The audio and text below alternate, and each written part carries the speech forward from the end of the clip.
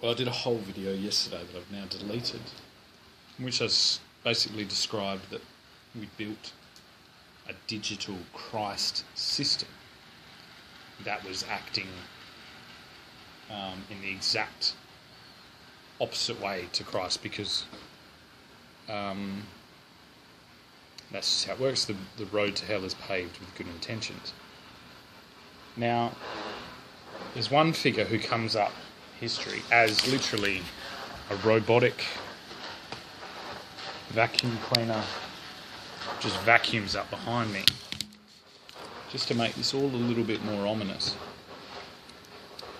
It's Rockefeller. Now, we cannot remove an individual from that period.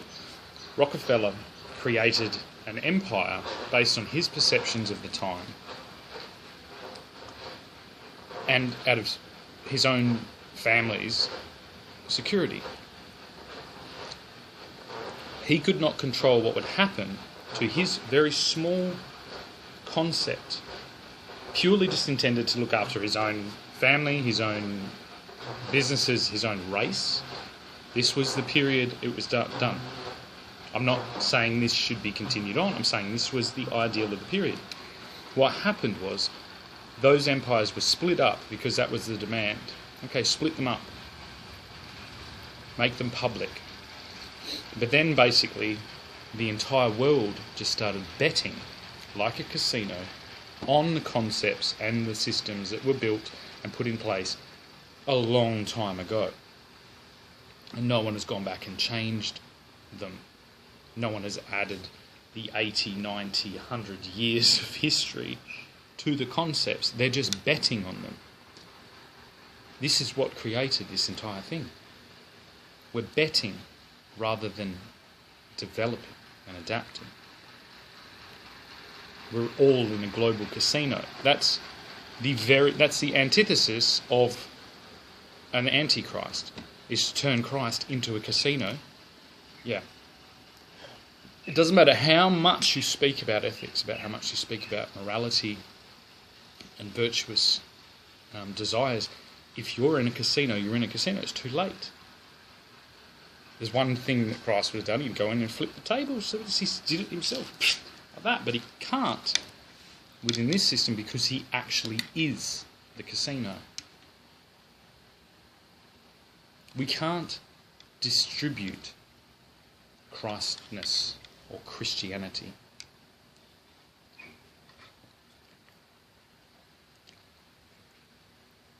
That, I think, is the major thing that we need to know. If we try and distribute it, it gets lost. It's not something that you can instill in someone else by explaining it. You have to instill the importance of striving towards it in themselves. The more organised you get, the more distributed, the worse it gets. I don't think it's a surprise that the Protestant Reformation started in Germany, in the Roman Empire in Germany, and that our pharmaceutical elite companies also started in that same exact region.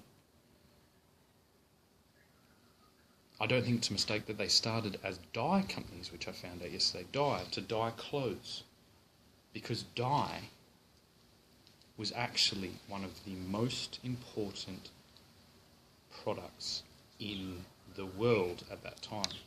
It was the most valuable commodity, especially purple dye. Purple dye was the regal dye of the emperors of the Roman Empire. It was extracted from molluscs that grew, and the move to first be able to farm those molluscs to mass distribute the dye, and then in the form of synthetic dyes, started to chip away at the systems of authority by mass distributing their methods of distinguishment.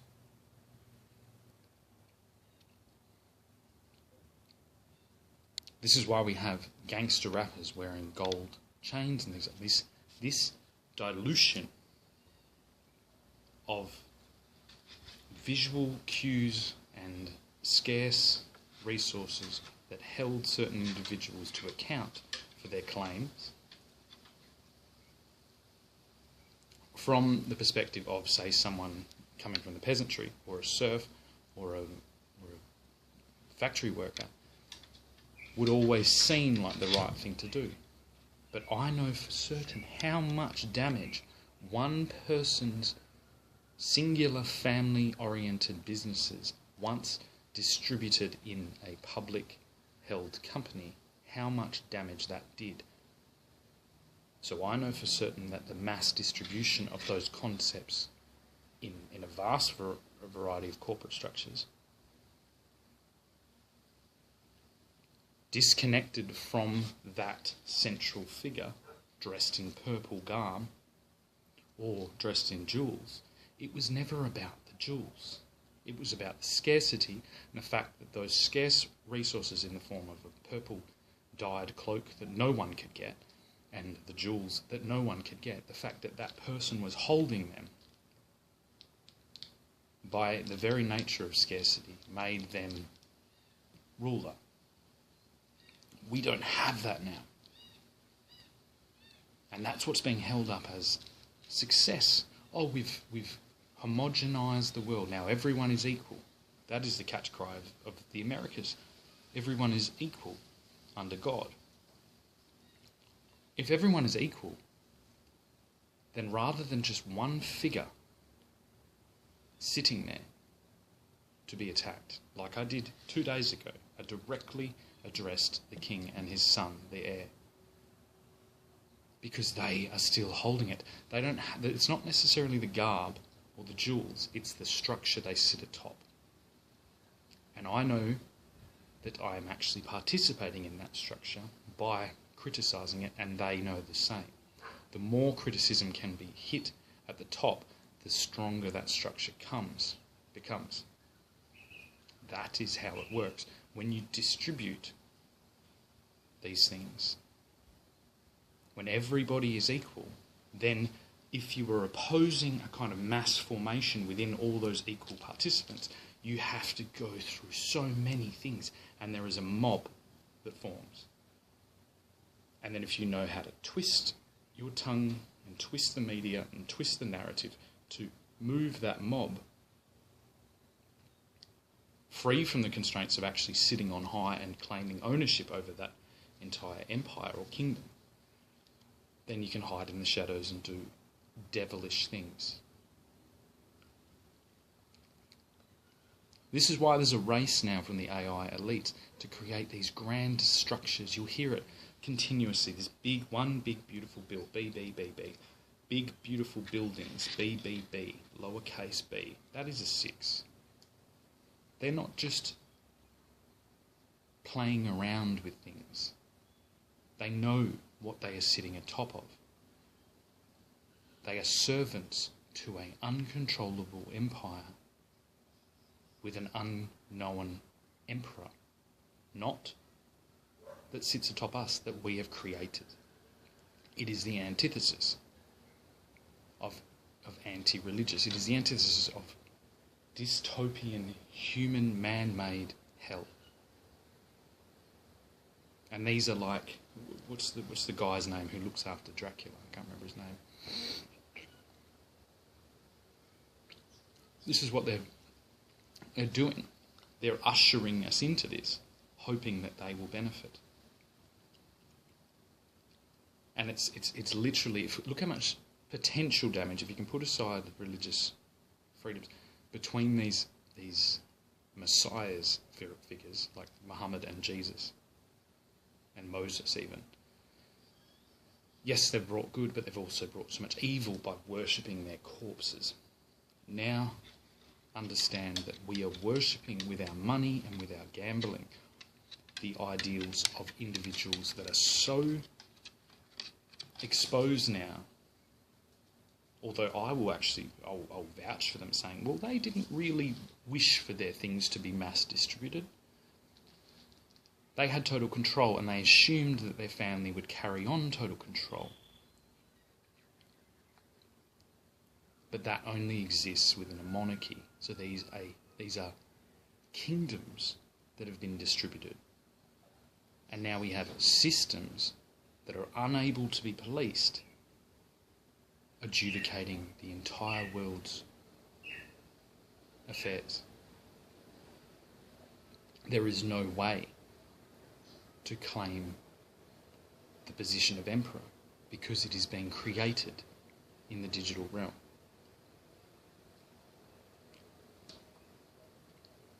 Now, in a way, this does protect that emperor because obviously no person can bestow or can achieve the same position.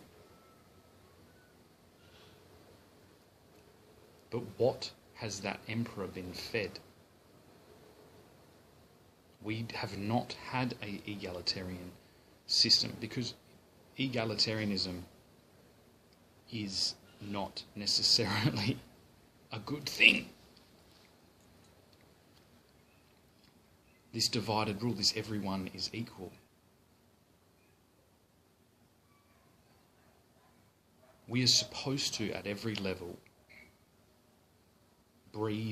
not breed. We're supposed to lift up emergent leaders at every level. This is the structure.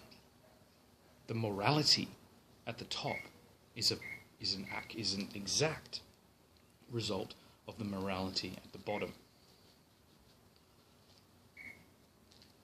So making everyone equal under God, we'd better be sure that our example at the top was flawless. And it hasn't been. It never has been. The leaders throughout history, the rulers, kings, prophets, everything that has emerged within this, they are a result of the bottom up. They are the best of us and they're still flawed. Lifting us all up to the same equal position by statistics alone will lower our morality. Because you have to make exception. You have to accept people in that clearly shouldn't be there.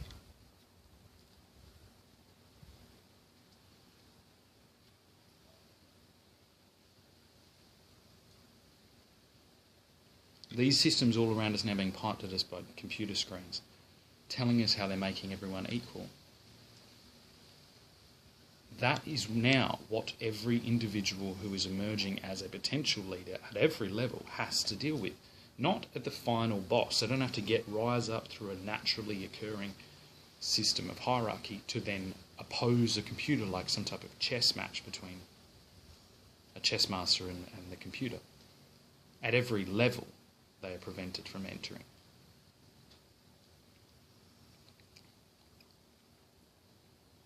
And these assistants to this false emperor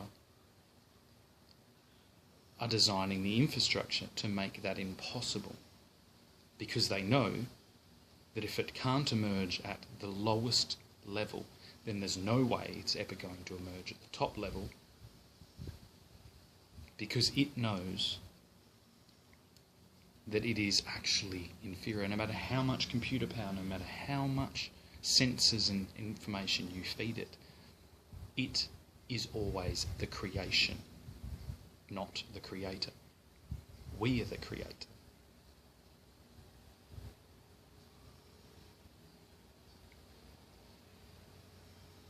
The masses have always wished to have a ruler because they are afraid of the responsibility that entails. But we've been fed a false narrative that is the pinnacle and that is to be desired. So we're given kind of false pathways to leadership. We can carry a chain around and rap some swear words and tell the police to fuck off. And that kind of, in an egalitarian world, is the pinnacle. We can drive around in a Ferrari, perhaps go too fast, and the police will let us off. That's considered the top. In an egalitarian world, the bullies rise to the top.